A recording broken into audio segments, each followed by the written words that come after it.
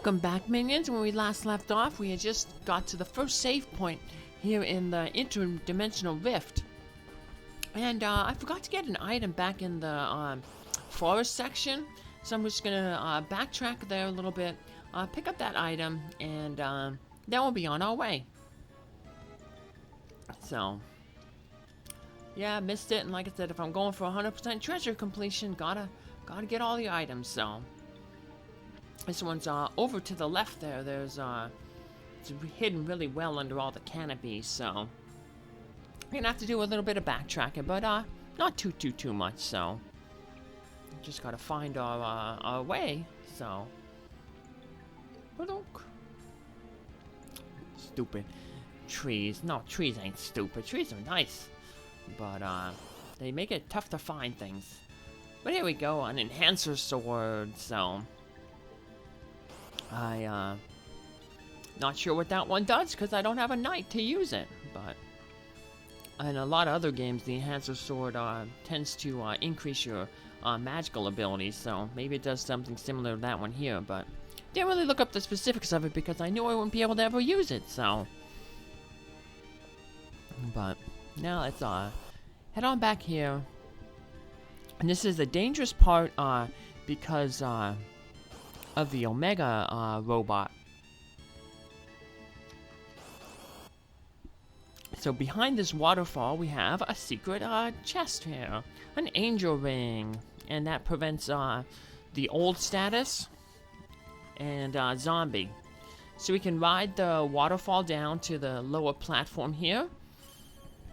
But we always want to make a save here real quick because this Omega, the super robot, yeah, he's really tough. So just want to try to avoid, stay at least like 2 squares away from him because if he walks up to a square adjacent to you, then that'll trigger an attack. So the Book of Magic, the Secret of Giga Flare, and that's going to be a hint to get to defeat one of the bosses coming up. So, and here are the 2 super bosses, Omega and Shinryu. Not even the legendary 12 weapons could defeat them. So, well, we saw Omega there, and Shinryu's in a chest near the end of the game. So, and much like Biblos back in the ancient library, we have another enemy here that is like a palette swap of Biblos, a panda. And one thing we can do with this guy is you can almost stun lock him if you have like 2 summoners. Because when you summon a Freet, he gets scared and he turns his back.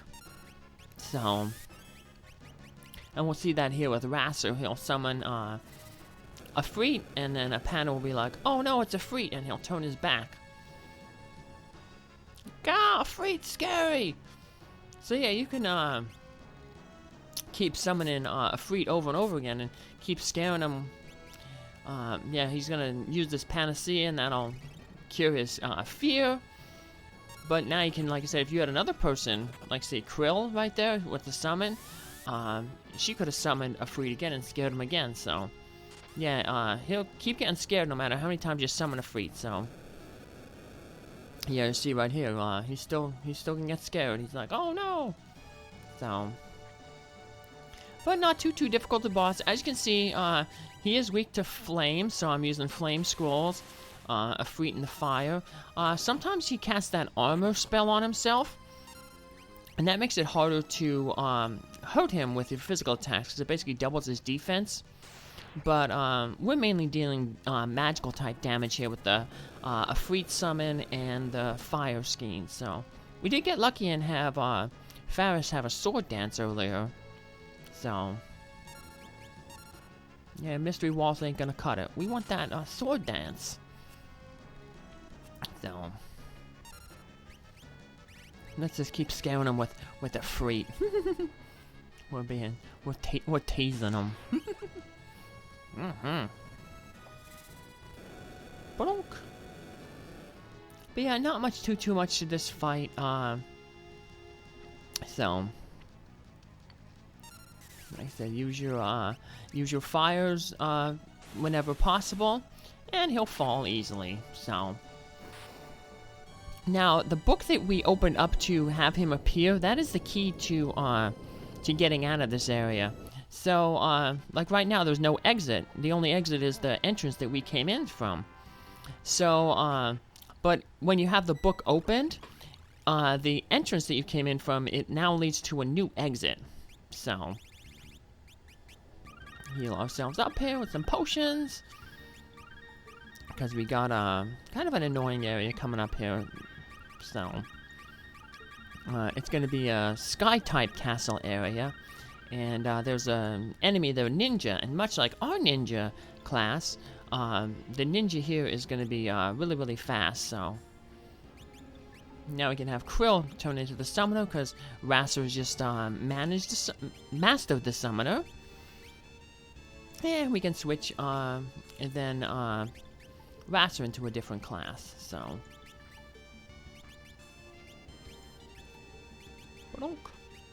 Even though he's maxed the thing. What I'll end up doing eventually then is, you know, some of these classes, they're being leveled unevenly. So, but I'll eventually have all the classes mastered from everybody. And I'll mainly be probably doing that with an enemy later on. But I'll point that out a little bit, but by the end of the video, so. Yeah, so unfortunately, like I said, usually we're going to have at least maybe one or two characters in a job that they've already mastered, but the rules of the Fiesta say that you have to have, you know, once you have the 4 jobs assigned, somebody has to be in one of the jobs at all times, so. Now, if you have a thief here, you can see these floating passages, but we don't have a thief, so we're just going to have to, you know, follow a little map that I have, but luckily most of the passageways, they're pretty straightforward, so you can just walk, and if you walk off the edge, and when you can't walk in another direction, just try a different direction, so. It's only at the end when you have like 2 little areas that you can kind of get thrown off, but for the most part, it's, you know, it's straightforward, so. Another Dragon Fang, that's a mixing item. No use for us. So. Yeah, just step off, so we can't move any further to the left, so then we have to go down. So.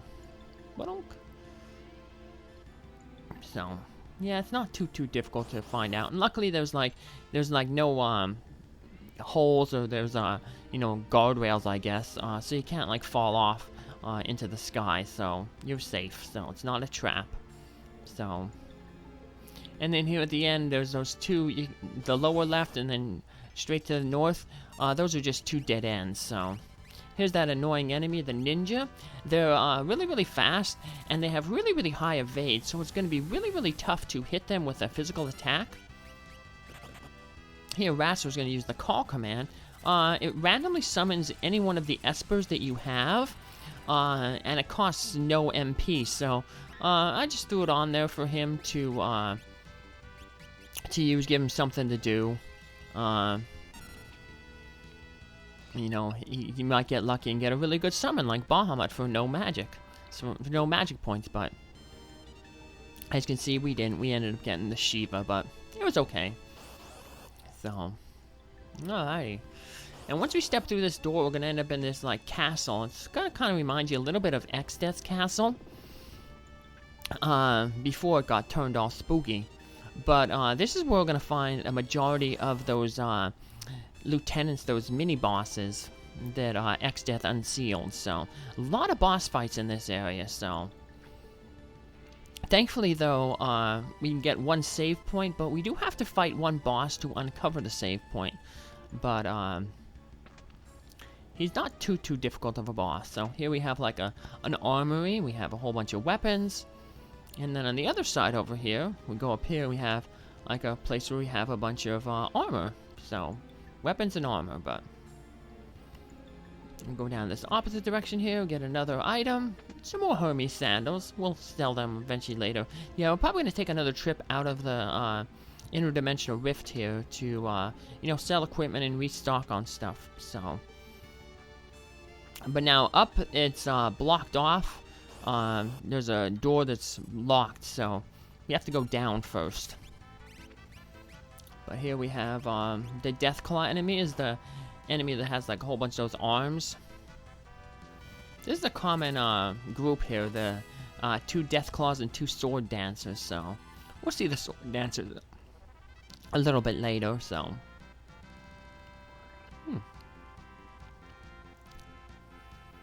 But we have to head down here first.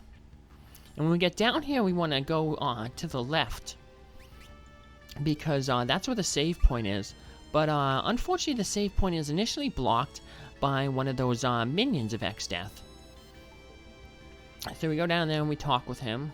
And he's like, hey, do you build the crystal shards? If we say no, nothing happens. But if we say yes, we end up in a fight with him. And this guy is named Azul Magia. And Azul is, I believe, Spanish for blue. So, this guy's basically a blue mage. You can pretty much learn all the blue magic in the game off of him. So, he mainly just attacks with, like I said, he just attacks with blue magic spells.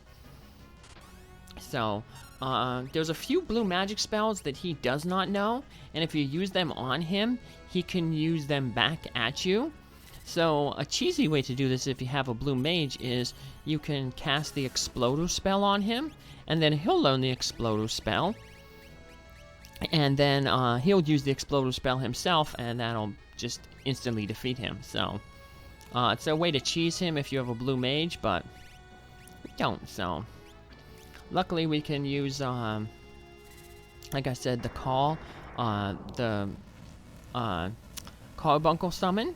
And that'll put up a wall for us. So some of the blue magic that he'll use will be reflected off of us and go back at him. So if we had black magic, we can poison him or spell a magic knight. They can use they can poison their blade and hit him with that, because he is weak to poison. So if we would have had some poison rods, we could have broke them too. But oof, there was that blue magic spell, that one that does all the damage that you've done to him back to him. So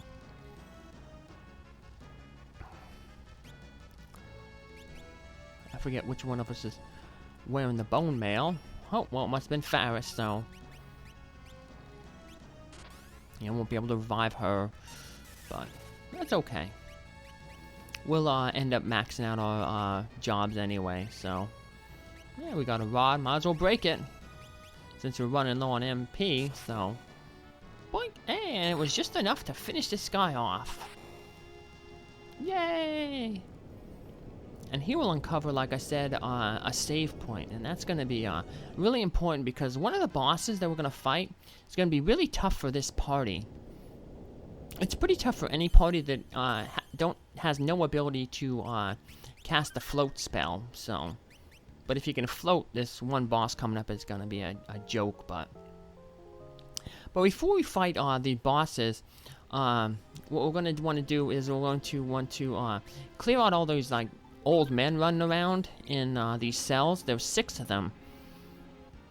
So I'm just going to fight one of them and then do the rest of them off screen. So, but every battle's just the same here. So we start out with this like old man, and once we do enough damage to him, what'll end up happening is he'll change form, and he'll change form into one of those flying snakes, similar to the Guardian of the Ronkaroons. And when he does turn into that snake form, he is vulnerable to the Odin, the instant death of the Odin. So basically what I'm going to do here is I'm going to take this guy out. He can be annoying, because one of the things he can do is he can use this encircle command, and basically that removes your character from the battle. So yeah, this guy, we can't use any elemental attacks on him because he absorbs fire, ice, lightning, and wind. But like I said, the non-elemental Odin, Zantetsuken, slices him right in 3 pieces. So that's it for him. So I'll finish the other 5 of these guys off screen, and then I'll meet you back here with all the stuff empty. But first, let's look at some of the critters available for adoption at Rabbit and Small Animal Rescue. And even though it's Rabbit and Small Animal Rescue, they have more than just rabbits, although we're seeing a lot of rabbits here. So, they have guinea pig, mice, rats, gerbils, little things, so. Alright, so all those monsters are taken care of, and we can get the 2 treasure chests here. Now, over to the right, we see there's that maiden. She's kind of behind the thing, but next to the door, it's kind of hard to see, but there's a little gray speck there. That's another boss monster coming up.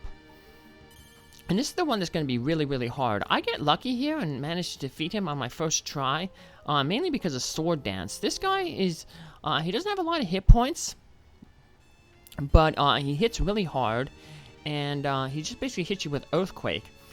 If you have a character that floats, what he ends up doing is he uses a spell to pull you down to the ground, and then he'll hit you with your whole party with the Earthquake spell. But one way you can do it is you have a character who floats, and then a wall ring equipped on that character, and every time he tries to cast that spell to pull you down to the ground, what happens is it reflects back on him, and he doesn't pull you to the ground, and his AI just keeps trying to pull you to the ground so we can cast Earthquake. Since all our characters are already on the ground, he is going to just go into his Earthshaker move, so. Yeah, he doesn't do this if you have a character floating, so. Use that call command. I keep getting Phoenix, but Phoenix, you know, we can't really see what he's doing because no one's knocked out. But yeah, if somebody is knocked out, the Phoenix will come back and revive them to full hit points, so. Yeah, right now, but with this party, we just have to hit him hard, hit him fast, and hopefully we can take down his almost 20,000 hit points before he gets his second turn in. And luckily, Faris got that Sword Dance in, and managed to do, you know, almost, let's see, 12 out of 20, basically, you know, 3/5 of his hit points, so, in one attack, so, got lucky there. That's why it's important, like I said, that we got that save point cleared away right away, so. So now we've pretty much cleared out all these monsters, so let's go talk with that maiden over there. I'm sure she's gonna be really, really happy that we saved her, you know, from all these monsters that are running around. Hey lady, what's up? Aw, she gets to the smooch. And then she runs off. That don't make no sense. Oh well, let's follow her up these stairways. So, this is going to take us to the upper part of the castle. But before we head into the main section of the castle, we have another side, the other side we want to go into. And there's a treasure down there, so. I'm just looking around, looking at my map, seeing where I need to go. So, whoop. Yeah, and here we got the sword dancer things again. So, we have this group of enemies. So, once again, weak to the Odin Instant Death, but yeah, it's a popular group, the Death Claws and Sword Dancers, so I knew I'd run into them again, so that's why I didn't put them both on at the same time, so. But there we got their stats now, so yay, we're good to go. So let's head on the opposite side here, and we'll end up in that other side, but where instead of where the maiden was, there'll be a treasure chest, so. You just gotta find the staircase. There we go, it's off the side. And here we get a treasure chest. And what do we get? We get a man-eater. It's a knife that does extra damage to humanoid type enemies.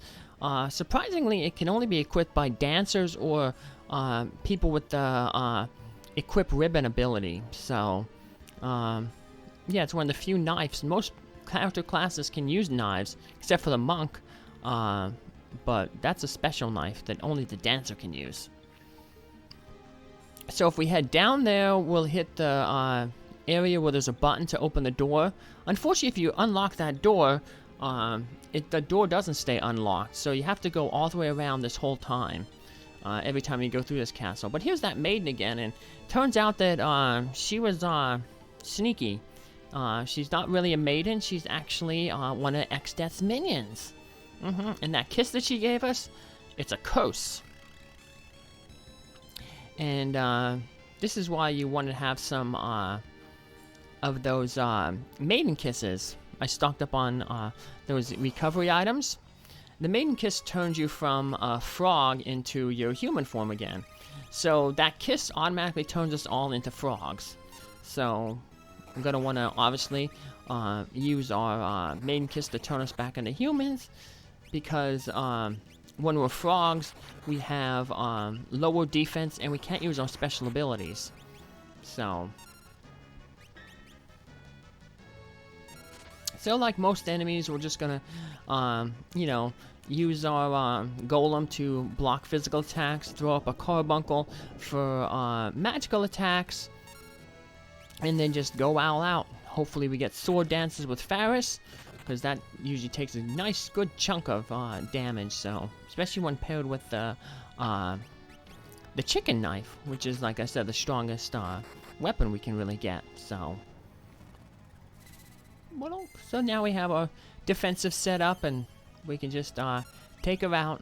Occasionally, if the battle lasts long, she might try to refrog you again, and the battle wouldn't last too long if Faris would sword dance, but she keeps getting the chicken knife run away.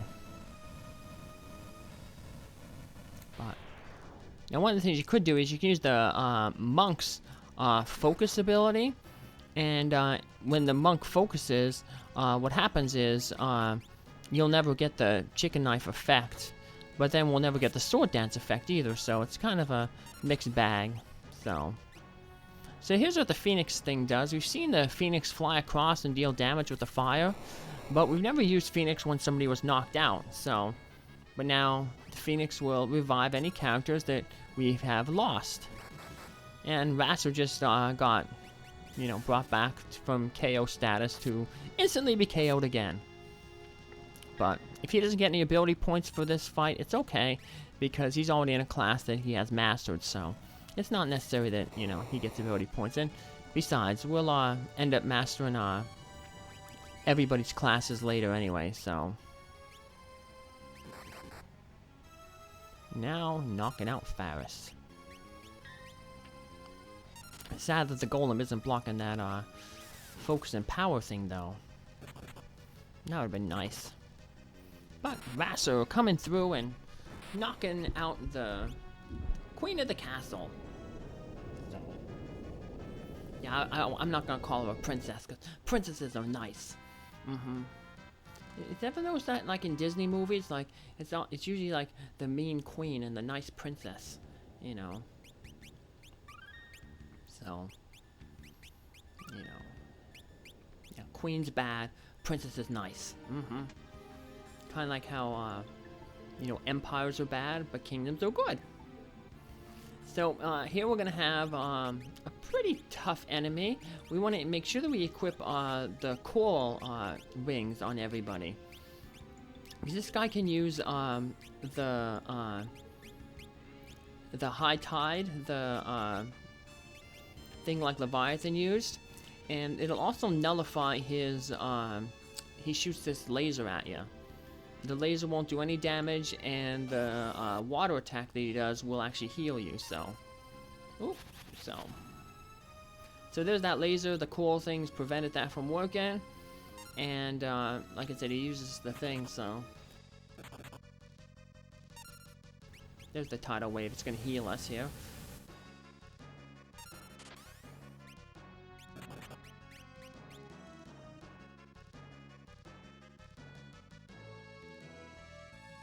So what I'm doing here is this guy uses a thing called Giga Flare, and we were told in that one book that when you use the Giga Flare, your character is vulnerable. So I had the Odin summon on this guy, right? And then you notice that after a while it stopped you see, I have the cursor on him. Eventually, what's going to happen is that cursor is going to go back. It's going to go off of him, and when that happens, see, he changes. He changed from his regular attack to summoning Giga Flare, and when he summons Giga Flare, like that book said, he becomes vulnerable, and he becomes vulnerable to instant death. And he also changes level from 39 to 30, so if you had a blue mage, you can, when he charges in there, you can also use the level 5 death spell. But once we defeat him, this stairway appears, and that'll take us deep into the void. Like right now, it's called the Interdimensional Rift. So, we still have to go into the void. But before we go into the void, we're obviously going to want to save our game. And we're going to want to meet a few new enemies, including the one enemy that I'm going to grind my, finishing off the job levels, maxing the job levels off, so. But first we got to find 2 more enemies, so. And one of them can only be found on the outside. So either this section here, or before you enter the main section of the castle, there was a guy, there was a little area that was outside with grass. So, but first the new enemies here, the Furies. There's they look like little aliens in the front there. So, but not too much to worry about. They can berserk themselves. That makes their attack a little bit stronger. But not too much to worry about. We took them out. And everything is good, yay! Alrighty. There we go. Oh, we got another black shirt. So there's actually 2 different types of black shirts. So, you see one, it has like squished like the B and the L are squished together. And then the other one, it's not so squished, so. One can be used by the heavy job classes, and the other one's more like for light armor, so. We're just gonna wander around outside here for a little bit. And, you know, like I said, hope to find this other enemy that can only be found on the outside.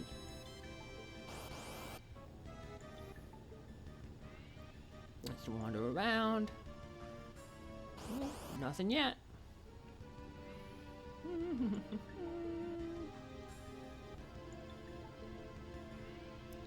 Nope, still nothing yet. But it's usually not this hard to find. Here we go, the Yojimbos. So they have a steel there, the Mirakamo, which is a samurai sword, which is actually, I think, stronger than the Masamune sword. It doesn't have that special ability though that whoever has the Masamune goes first. So automatically goes first. So. Yeah, sometimes attack power isn't everything, so. Yeah, these guys hit pretty hard, so let's throw up an earthen wall. In case we can't defeat them real quick. So. Yeah, I don't want to risk having Faris use the chicken knife, because she might run away, and I want to show myself beating all the enemies in addition to finding the enemies, so. We'll just have to go with the throwing the scrolls. Doing some elemental damage, so. Alright. Well, we took care of them, so now we can head back on inside. And this is the room where you want to find the enemies. They can be found in another room, the room where when you go, well, I'll point it out when you go to unlock the door. But this is the best place to find them. And the enemy that I'm going to try to fight here is the Iron Giant. They can appear in groups of 1 and 2. And they give the most experience out of any enemy in the game. So it's a good way to, you know, get your levels up while you're trying to max your jobs. And the good thing that makes about these guys is they are weak to instant death. So hopefully we don't keep getting the gun year called. But yeah, when you summon Odin, there's a chance that Odin will do the instant death. Seems like it's about a 50-50 chance. But yeah, just keep summoning Odin. And he's being dumb, and he's using Rocket Punch. He always kept using Rocket Punch on Krile. the one person who I didn't want him to use Rocket Punch on. And of course, we knocked her out, so boo. But yeah, it can like I said, he can be susceptible to the instant death, so if you summon Odin and that Zenten Seku you know, happens, it'll just take him right out. So let's see if it works this time. You just keep summoning Odin. There we go. It'll take him out. It's really good when there's two of the Iron Giants, because, you know, we take out, you know, two for the price of one. And we get, like I said, 2,500 experience is really low compared to like other games, but you know, they're more about jobs in this game than experience level. So you can also meet these Iron Giants in this room here. Press this button, the door unlocks, but unfortunately when you come back this way, the door will be locked. So you got to make the long, you see, come back here, the door is locked. You got to make the long trip all the way around if you want to go back to where the interdimensional, the exit from the interdimensional rift is, the entrance to the void. But we don't want to go there. What we want to do is we want to head back to the save point here, save our game, and what I'll do in the to prepare for the void, I'm going to max out my job levels, fighting those Iron Giants, and gain a lot of levels in the process. So take care, and I'll catch you in our next episode, minions. Have a good day. Bye!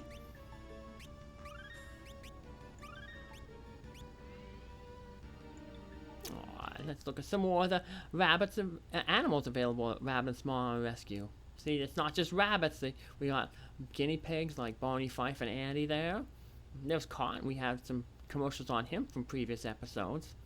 But yeah, like I said, adopt, don't shop. And if you would like to support Rabbit and Small Animal Rescues, I've included a link in the video description. Thank you. Bye.